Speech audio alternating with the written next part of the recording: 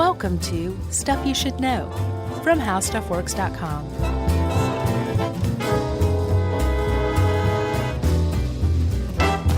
Hey, and welcome to the podcast. I'm Josh Clark, and there's Charles W. Chuck Bryant, and there's Jerry. And this is the Stuff You Should Know Chili Caper Edition.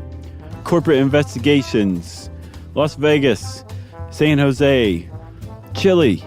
Yeah, and that means we get to use our special investigator nicknames. Seattle Clark, Portland Bryant, and San Francisco Jerry Rowland. That's not bad. I would have chosen Tawny Katayan for me. Yeah, that was a very ham-fisted way to set up an in-show mention of our 3 shows next week. Oh, yeah. That was actually lost on me, Chuck. Next Tuesday, Wednesday, and Thursday. It's apparently lost on the Pacific Northwest because no one's coming. Right. Next Tuesday, Wednesday, and Thursday, we'll be in Seattle, Portland, and San Francisco. Yeah. On January 15th, 16th, and 17th at the Moore Theater, Revolution Hall, and the Castro for Sketchfest. And you have a End of the World Live Friday night in San Francisco. Mm-hmm. And I have a Movie Crush Live on Saturday afternoon in San Francisco. I also have a Brooklyn End of the World one, too, on the 24th, just FYI. Hey, let's not get carried away here. Okay, all right. But those are the shows we have coming up, everyone. So come on out. There's still great tickets left at all 3 of these venues, and all 5, probably. I'm not sold out for Movie Crush. No, I'm not either. No. So, and especially those End of the World and Movie Crush shows are your best chance to hang out and talk to us personally because they're more intimate venues. Like I wear a negligee. Well, Busy Phillips is there, so I'm going to have on my dinner jacket. Oh, very nice. Trying to impress her with my tuxedo look, right. Which is not impressive. Tuxedo and jeans is it's a look.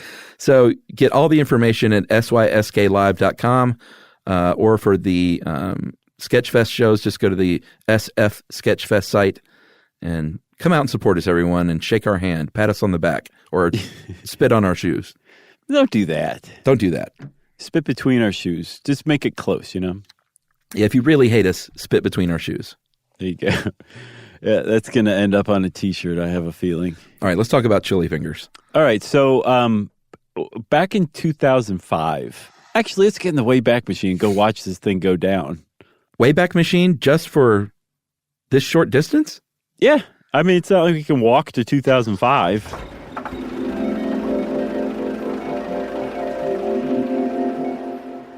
This is actually kind of great, though, because when you're 48 almost, to go back 13 years. I want to go back and do it all over. So all of a sudden, I'm 35, which I thought was old. Yeah. But man, I'd love to be 35 right now. I'm pretty happy with 42, I've got to say. I'm not quite happy with the kind of catcher's mitt that my face is turning into, but everything else I'm pretty glad about. Yeah. Just wait. Okay. Just wait till 48 happens. Oh, no. You're staring down the barrel of 50, and you're going, geez, I only got like 15 more good years left. That is so not true. Don't you know 50's the new 35? Is it? You know what's funny is all the people in this Wendy's in San Jose we just showed up at are looking at us like, what are these guys talking about? I know. They're like, get your super bar order underway. Yeah, they're like, why don't you guys just be quiet and listen to Chumbawamba like everybody else is right now? I don't think they had Super Bar in 2005. That was more like the 80s and 90s, but still. What was it, Super Bar? Yeah, you don't remember that? No. Wendy's in the 80s. Oh, yeah. Had the Super Bar, which was this weird combination of tacos and pasta and salad. And baked potatoes. All just like whatever you want. I forgot all about that, man. What a good idea. Yeah, the Super Bar was a weird thing, but I ate it. So there is no Super Bar anymore, but there is, if you look over there's a woman named Anna Alaya. Mm-hmm. And she is sitting with her in-laws, her mother-in-law, her father-in-law, her brother-in-law, maybe a couple other people. And she is about to bite down into a bite of Wendy's chili that she has just ordered at the San Jose Wendy's. Downtown San Jose Wendy's, I believe, on March 22nd, 2005. Yeah, she's in her late 30s. It's cold in San Jose. Mm-hmm. She's from Las Vegas, so she's not used to this. She's from San Jose originally, but she's moved to Vegas a couple of years ago. Well, sure. She has lived in Las Vegas lately and has been warming in the sun there. Right. And is like, I don't like this cold. I'm going to order some chili because that Wendy's chili is so good. It's meaty and warm, as Ed puts it. That's right. And so she sits down, she's eating this thing, and then all of a sudden, look at her. She's upset, Josh. She's gone berserk. Everybody at the table's got their hands up like, whoa, settle down. And she's like just pointed at her chili cup, which she's reached the bottom of. And she's saying that there's a finger in her chili. Yeah. That she just bit into a finger. Yeah, she looks like she's about to puke. Mm-hmm. I didn't see her vomit. I didn't either. But in court later, she would say she did. Mm-hmm. So maybe we can be key witnesses. Right.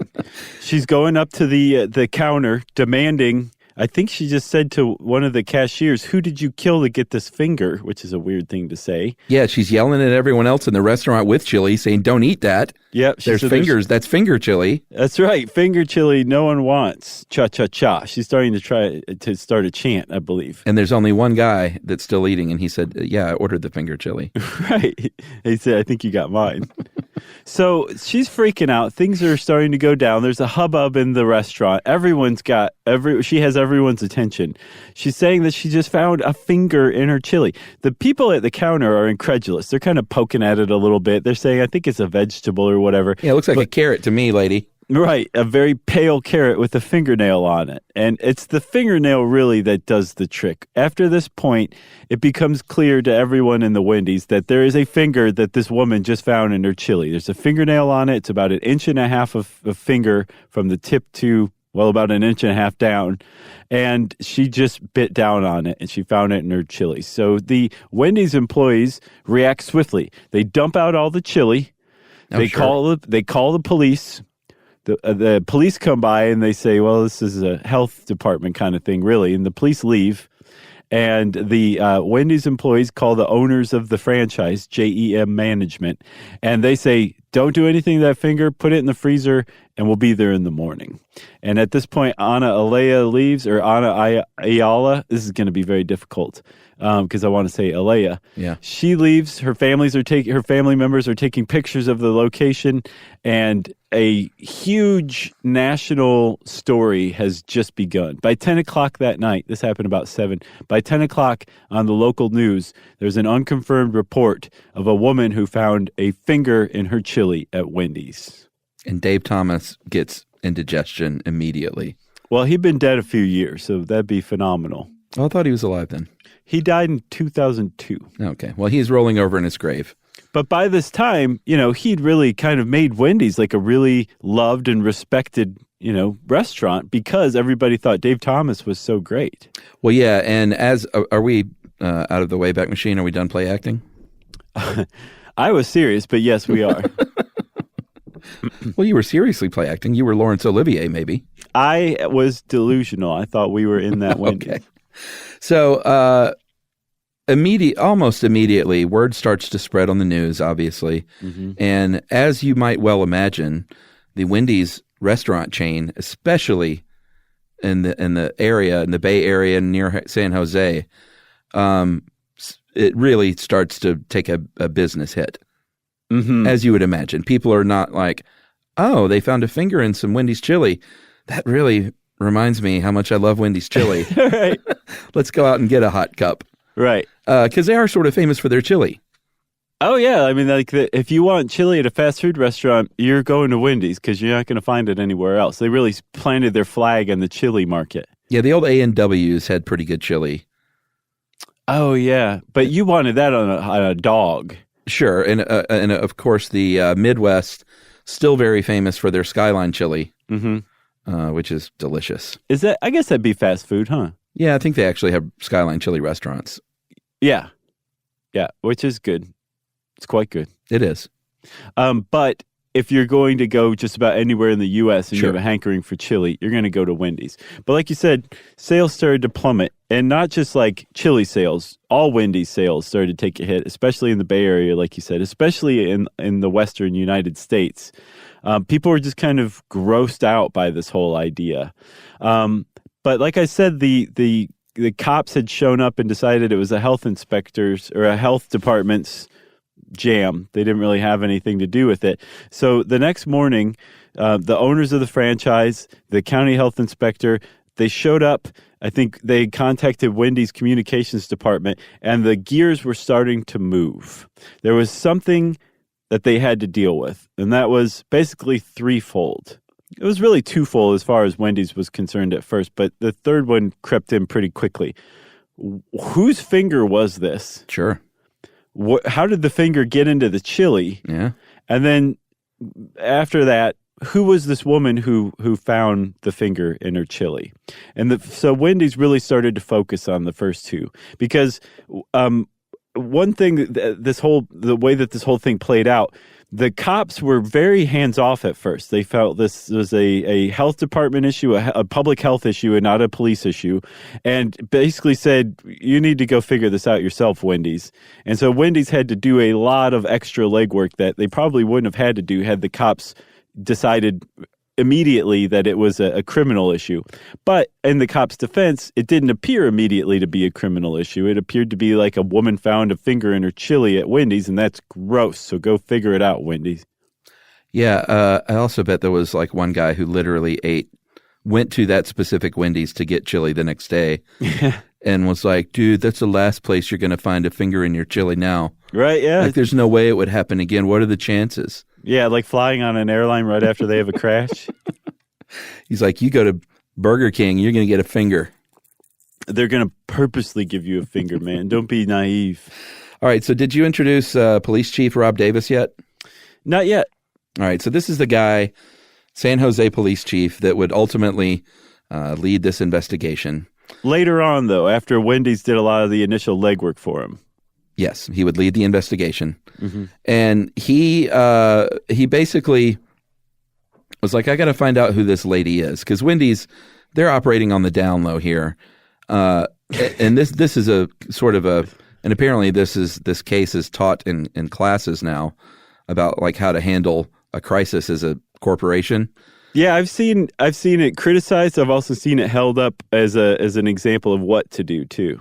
Well, I mean, here's what Wendy's can and can't do. What they can do is quietly throw a lot of money at this investigation on their own. Mm-hmm.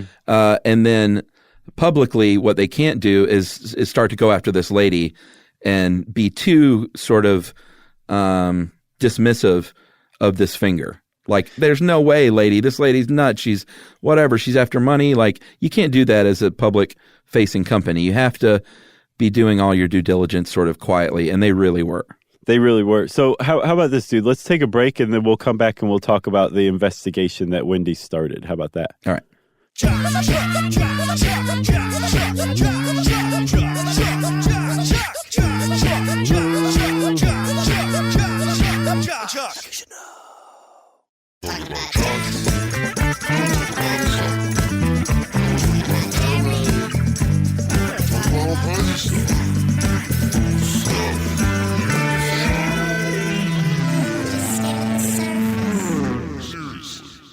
All right, Chuck. So, like you said, Wendy's can't just be like, that lady's a liar. There's no way that's our finger. They had to basically operate in the background. They couldn't appear like they were obstructing the police investigation. They couldn't appear like they were smearing Anna Alaya, especially because the early reports were very sympathetic to this woman, too. Everybody was very grossed out by this. Sure. But at the same time, they had to deal with this issue, and they had to get to the bottom of whose finger this was and where the finger came from. Yeah, and so the obvious first place to start is the restaurant itself. The employees there, the very obvious first place to start is to see if anyone was missing a finger. Sure, and that's what they did. They said, show us your hands. Yeah, everyone looked at everyone's fingers. They were all there, and they went, all right, so far so good. Mm-hmm. They would eventually put everyone on staff through a polygraph test, which they all passed. They would, obviously, then they would go up the supply chain right, to see if this thing might have, because, these things happened. Yeah, rarely they do though. Well, I found 5 other cases of fingers in fast food that were legitimate. Oh yeah. Oh wow. So it happens up the supply chain.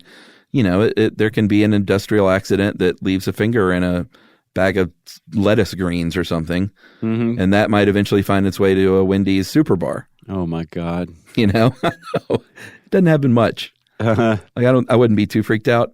I'm still freaked out. We'll go over those at the end. Okay. But they're going up the supply chain.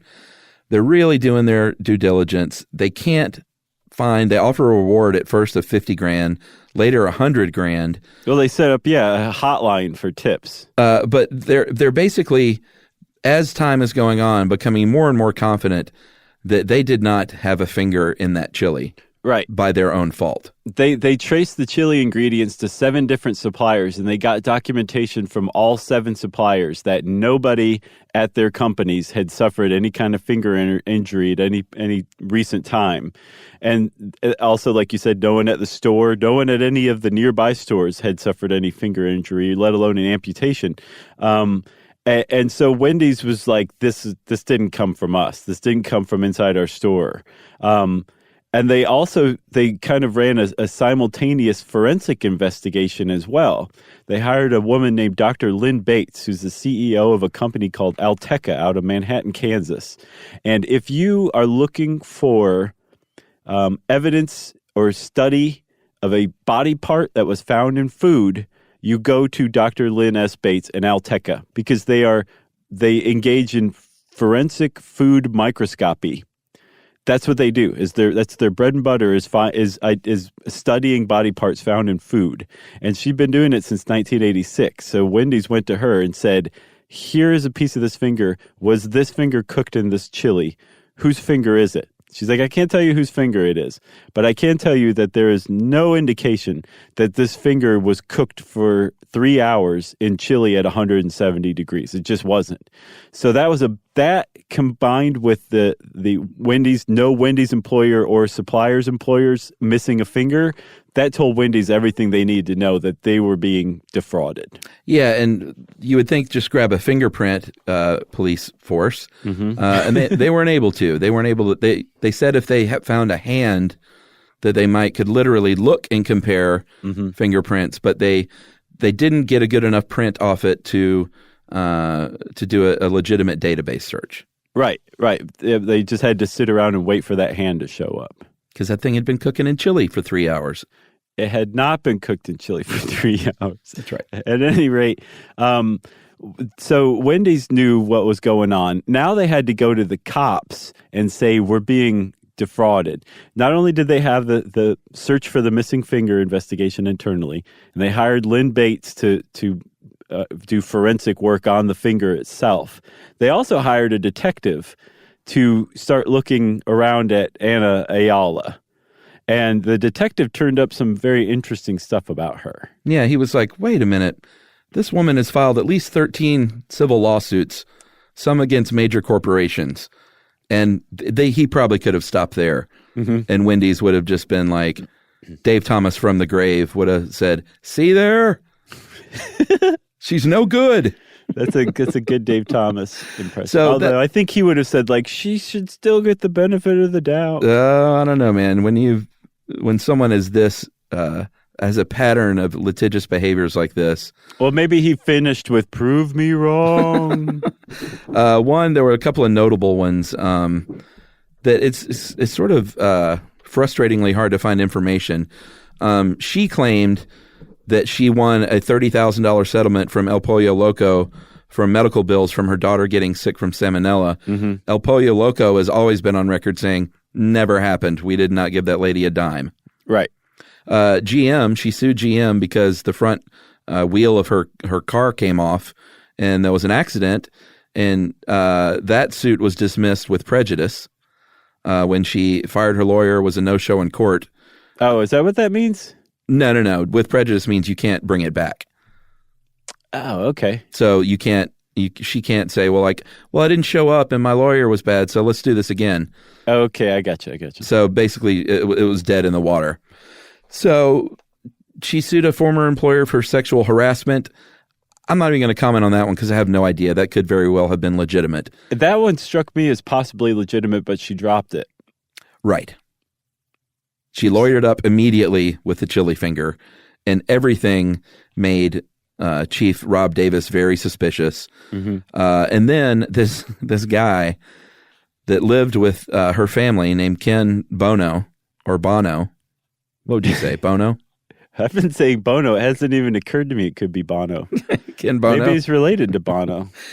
Ken Bono, because the cops are starting to ask questions at this point. They do official investigations. They search her house. Mm-hmm. She claims that they held a gun to her head, ransacked her home, and abused her daughter, which is quite a charge for a finger chili house investigation. There's a picture of her and her daughter in the driveway talking to a reporter, and her daughter's got her arm in a sling, but the kind of sling you just go buy at the drugstore. Yeah. So this was a guy who Bono lived with their family, and when he's being investigated by the cops, he said that this finger came from our aunt, our deceased aunt. It's her finger. Right, which is a weird thing to say, especially because Anna Alaya said, all of my aunts are alive. I don't know what this guy's talking about, even though he lives in my house. Yeah, what was he? Was he trying to get money? I don't know. That's the part I can't figure out. I couldn't find much on that guy. I don't know what the deal was. I also just saw references to a rumor that the media had been reporting on that it was her dead aunt's finger. So I didn't see how it came from him or what he was trying to do with that, but that was a thing. But that was just kind of a little side thread that I think also made the cops a little more suspicious too. That's just a weird thing to say, even jokingly. Yeah, but they did actually get, while it didn't lead to the whose finger it was, that tip line did yield some stuff at first, right?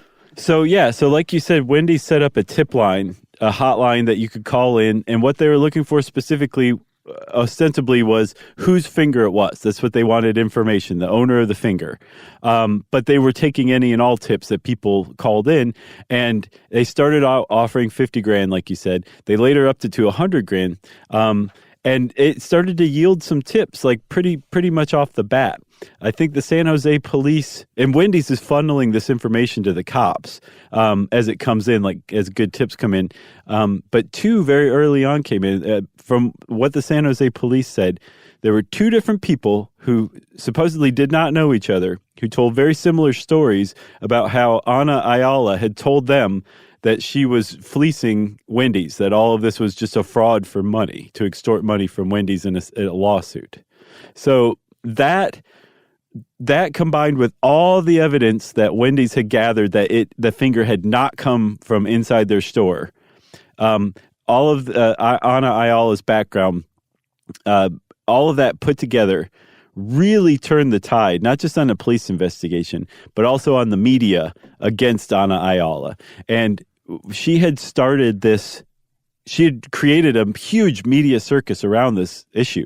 She went on Good Morning America, and I could not find it. I think Good Morning America just took the video down. Yeah, they probably just burned it. Because she just went on and lied through her teeth about what had happened, and just pointed at Wendy's and said, these guys screwed up, and this is the most disgusting thing that could happen to somebody, and I'm torn up inside about it, and they should pay. On national news about a week after the incident. Yeah, so like you said, this is all playing out pretty quickly. It's all over the news. It's all over late night talk show comedy. Mm-hmm. Just bad joke after bad joke coming out of Jay Leno's mouth. I won't even repeat the one that Ed included. I like the Letterman one. Did you see Letterman's? What was his? He said that she'd been spotted going back at Wendy's and ordering chili again because she was going back to collect all 5. See, that's good. Yeah, you got to give it up for Letterman. What was Leno's? Something about him. They don't. The chili now comes with fingernail clippers. The side of fingernail clippers, and that really just encapsulates the difference between those two men. It does. Although they have their joke writers, but still, the love of cars, I think, is also a big differentiator. Yeah. I don't think Letterman really cares about cars. Shout out to Brian Kiley and Rob Kuttner. Shout out to the mid-'90s Letterman Book of Top 10 list that helped shape me as a human being. Brian and Rob are Conan O'Brien's monologue joke writers and have been for many, many years. Did I tell you, Yumi and I went to see Conan O'Brien live with Ron Funches and a couple of other people? Yeah, was that good? Do some stand-up. Oh, it was so good.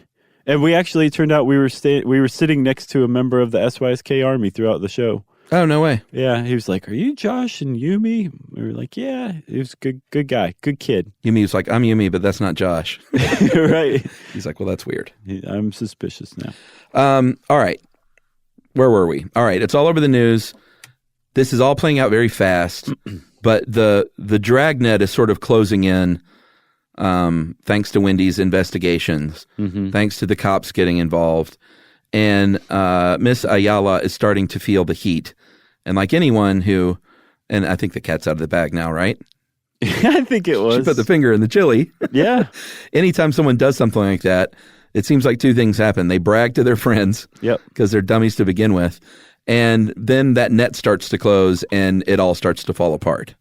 Right. So her response, and this is a pretty human response, she basically said once the media spotlight went from sympathetic to her to, wait a minute, who are you again? And how do you explain this thing and that thing and all this?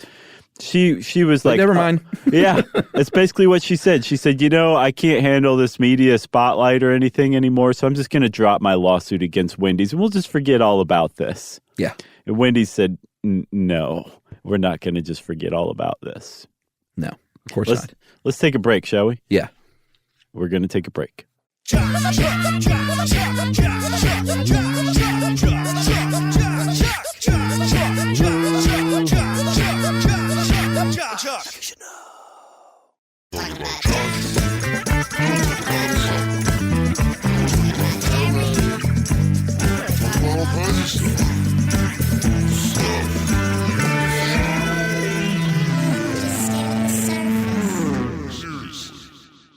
So I can't, surely when Anna Ayala was like, okay, I'm just going to drop the lawsuit and this will go away, there had to only have been maybe 1.25% of her brain that thought that was actually going to work, that it was actually going to go away. She seems like streetwise and savvy enough to me that she knew it probably wasn't just going to go away, that was nothing but hope, right? I guess. I'm curious about that. Yeah, I don't know, man. But like the more that they poke into her private life, then you learn that she and her husband, James Placencia, had, there was and this one's hard to get information on too. From what I can tell is they sold a trailer park trailer that did not belong to them. Yes, for $11,000. She did specifically. I don't know that he was involved. He may have even owned the trailer, but regardless, she did not own the trailer, sold it to a woman for $11,000, and later on the woman and her children were evicted from the trailer that they thought they owned that they didn't own.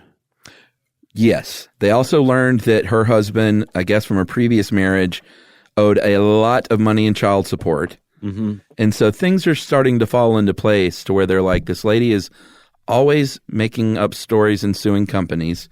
She's always looking for that get-rich angle. Her husband owes a ton of money. $400K. And so this is all they're starting to finger her, if you will, for this crime. Mm-hmm. It's the worst pun ever. I thought we were going to make it through this, but no. I've even been saying tip line about the finger and just ignoring it. I know you did. But okay, all right, it's done. It's out there. So they finally, like you said, even though she was like, oh, let's just forget about it. They're like, no, we can't do that. And then there enters a lady that just kind of, and it didn't end up having the hugest impact on the case itself, but it is worth mentioning, this woman named Sandy Allman. This is a little strange. So this is a woman who owned exotic cats. Big cats. Leopards, jaguars, tigers, I think. Is that how we're saying jaguars now? Jaguar? Yeah. Wow. That's how the Brit says it on the commercial. Is it a year-end sales event up in here? Yeah, the Jaguar X12. So this lady owns these big cats.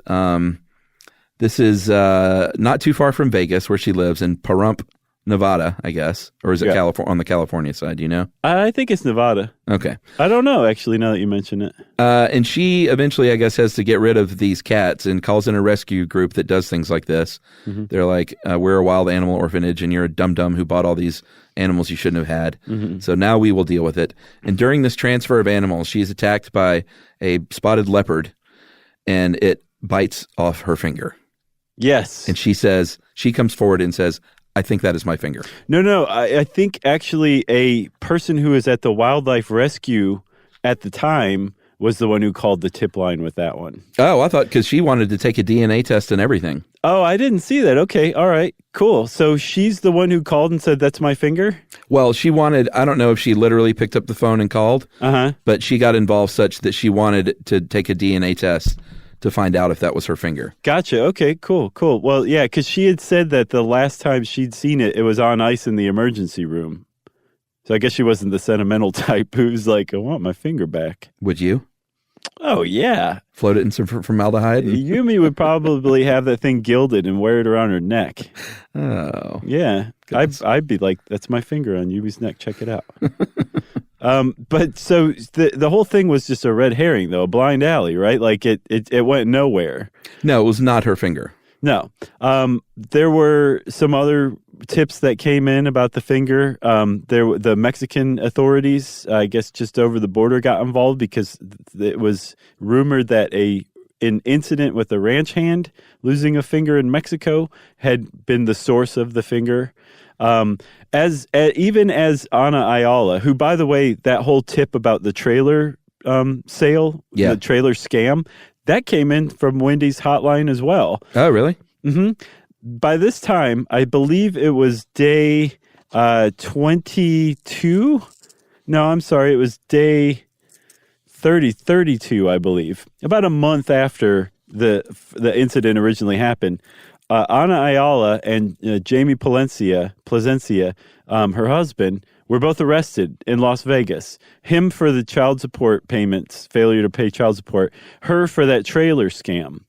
And so while they're on ice in Las Vegas, Wendy's is still conducting this investigation. San Jose are still conducting this investigation. And they've got them. They have them on this other stuff. But I guess they just kind of kept him from running, and that's why they arrested him, knowing that they were eventually going to build the case. I'm not sure, but that's exactly what happened, because I think about 52 days after she walked into that Wendy's and put the finger in the chili and took that bite, they charged them for grand theft for basically defrauding Wendy's. Yeah, and at this point, as far as the police were concerned, they were like, we don't even need to know whose finger this is at this point. Right. Like that's really immaterial. But Wendy's, they still have a public relations crisis going on. Mm-hmm. And they're like, we really would like to find out where this finger came from, just so like as many facts out there as possible will really help us restore our good name. Right. If we can actually pinpoint whose finger this is and exactly how this happened and let everybody know what went on. Yeah. So they actually, that's when they up the reward from $50,000 to $100,000, right? That's right. And that's when they hit the jackpot, which is ironically, they got two callers on the $100,000 line. Go ahead, caller. You're on the $100,000 chili finger line. Right. And then for the next 30 seconds, like, hello, am I on? Can you hear me? Yes, you're on. You're on. Go ahead, caller. Go ahead, caller. Am I live right now? So they call the two people called. One, to this day, as far as I can tell, has remained anonymous. The other one was a guy named Mike Casey. And Mike Casey owned a company called Lamb Asphalt out of Las Vegas, Nevada. And he happened to be the employer of Jamie Plasencia. That's right. And he said, it's weird because you arrested one of my employees, one of my longtime employees, for this scam. And I also have another employee named Brian Rossiter who lost a finger not too long ago. And I think they might be connected. I think that might be Brian Rossiter's finger. Yeah. And that's how the whole thing finally came crashing down, because they got a hold of Brian Rossiter. They gave him a DNA test. They matched it to the DNA taken from the finger. And they said, it's Brian Rossiter's finger. Brian Rossiter worked with Jamie Plasencia. Jamie Plasencia was married to Anna Ayala. Anna Ayala found a finger in her chili. Ipso facto, something's rotten in Denmark, and that's how it stands. Yeah, and it's even a little weirder when you find out the details. So Brian is at work. Someone slams the tailgate of the truck on his hand, cuts 1.5 inches off of his finger. Can you imagine? No, dude. No. Cuts off his finger. And it's funny, too, because Ed points out, instead of like driving to the hospital, which is what any normal person would have done, he had owed Plasencia some money. Plasencia, and this is a man, a husband of a woman who, and it seems like they're both always looking to scam somebody. They're looking for the angle. He sees this finger and he goes, "Hey, you owe me money." Some people say it was $50. We don't know for sure. I saw 100 almost everywhere. Okay, so let's say it's 100. Okay. He's like, "You give me that finger and we'll just call it square. And not only that, my friend, but if you ever hear about this finger in the news, keep it quiet, and I will give you $250,000 at some point in the future." Yep. That's what they call the carrot and the other carrot. Yeah. So he said, just drip some blood on this roof shingle, and that will be our contract. Right. Right. Just sign X with your stub, your bloody stub. Yeah, this old used roof shingle. I saw that he did go to the hospital and came back to the work site with his amputated finger, and that's what Jamie Plasencia was like, hey, I'm man, what he did. That what are you going to do with that? Any sense at all. Yeah. That he would just be like, wait a minute. So Brian Rossiter gives him his finger, and that's where the whole thing began. Just a couple months before, right? Yeah, and I think didn't Rossiter himself also call the tip line? I didn't see that anywhere. Okay, I heard he called the tip line himself because he knew at this point he was getting no money out of the scam, so he thought, let me try and get this $100,000 at least. Right. And Wendy's never would cop to whether or not he got any tip line money. Right. And so Mike Casey, the guy who from everything that it seems he was innocent of this, he just happened to put 2 and 2 together because he knew the guys. He said originally, hey, my asphalt company maintains the lots of a few Wendy's around here, and they've always been good to me, so I wanted to help out. That was an article in May. An article in September is Mike Casey saying, Wendy's never paid me that money for the hotline. So I don't know if he ever got it, but from what I saw, he was going to have to split it with the one other anonymous caller. I don't know if that was Brian Rossiter or not. Maybe Brian Rossiter was scared that Jamie Plasencia might do something if he found out that he had tipped him off or what. But supposedly Mike Casey and this anonymous caller were going to split that $100,000. So whether Wendy's actually pay that money or not, that remains to be seen. I don't know. I didn't see that anywhere. Well, in the end, Ayala and her husband, she got sentenced to 9 years. Mm-hmm. He got sentenced to 12 because I think they piled on him for the probably child support, right? Or was it the trailer scam? Yeah, he got 3 1/3 years for the child support thing. Oh, okay. I don't know how long he actually served. I think she only served about 4 of that 9. Mm-hmm. She later revealed some more details, including that she did cook the finger. Yeah. So apparently it wasn't a raw finger, nor though was it cooked in 170-degree chili for 3 hours. Right. But it was cooked a little bit. I think she just literally probably put it in a pan and was thinking like, oh, wait a minute. I bet they didn't think I would think of this. Right. And cooked up the finger a little bit. One thing that she didn't think of, though, Chuck, was she didn't bite the finger. And they found out pretty quickly through forensic investigation that there was no bite in the finger. Nor did she throw up in the restaurant like she said she did, because there were people in the restaurant that were like, no, she didn't vomit that I saw. And employees were like, no, she didn't throw up that I saw. Her father-in-law and mother-in-law both said that they saw her throw up, but yeah, there was no evidence of vomit anywhere in the bathroom or around her table or anything. Yeah, and they did a pretty bad job. Yeah, they did. I was going to use a nasty word to characterize it, but it's a family show. Well, these are the worst kind of people, man. These litigious, just like work for your money, man. Going around suing corporations. Ugh, I know. so mad. Wendy supposedly lost $2.5 million in verifiable lost money. They had to cut people's hours. This is another thing that kind of gets left off a lot. They had to cut the hours of the employees in the Bay Area in particular because there was such little foot traffic coming through their stores. So when they were convicted and sentenced, Jamie Placencia and Anna Alaya were sentenced to pay back $170,000 plus in lost wages to the Wendy's employees. Oh, and they were also ordered to pay $500,000 to JEM Management, who owned the Wendy's, and then like another substantial amount to Wendy's if they ever profited from the crime. Man, bad people. She was banned from Wendy's, which I don't know how you enforce that. Yeah, I was wondering that myself, actually. It seems like I don't know if there's every Wendy's has a picture of her or something like that. I know at sports stadiums they do that when people are banned, and that is a little more enforceable because like you can literally just have everyone be aware of that person that's like checking tickets and things, but you can't. How can you keep someone from coming into any Wendy's anywhere? I don't know. They can try at least. They can send a message by saying you can't come here any longer. Arby's, 2 fingers, 2004, 2012. No. Kohl's frozen custard in Wilmington, North Carolina, finger, 2005. Oh, man. TGI Fridays hamburger had a finger in 2006. Wow. And those are all verified, and they found, like it was in the supply chain, like someone lost a finger and it got mixed in, and it's very unfortunate. I'm sure there were quiet settlements on those. I'm sure, too. It's bizarre. I had no idea that happened. I thought it was almost always either a case of mistaken identity or a hoax. I didn't realize that actually really happened, Oh, yeah.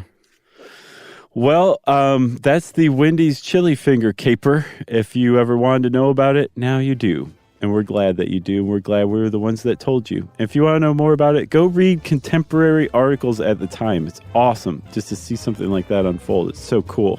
And since I said that, it's time for listener mail. And hey, shout out to Wendy's. I'm sure, I don't know if they like people still talking about this or not, but they did not put a finger in anyone's chili. Yeah, good Just point. want to make Chuck. that clear. Good point. All right, I'm going to call this Adidas Puma. Hey guys, just finished listening to the feud between Adi and Rudy Dassler. Wanted to say I really enjoyed it. My dad is actually from Herzogenaurach. We were an Adidas family through and through, and my godmother, Aunt Helga, worked for Adidas as an administrative assistant for years. In addition to this, I almost jumped out of my seat when you mentioned the mayor of Herzo. You spoke of Dr. German Hacker and how he reffed a soccer match wearing one Adidas shoe and one Puma. My uncle Hans was the mayor right before Hacker was. Oh, cool. Yeah, I knew you wouldn't be referring to him because he wouldn't have been caught dead in even one Puma because of my aunt's work at the opposing shop.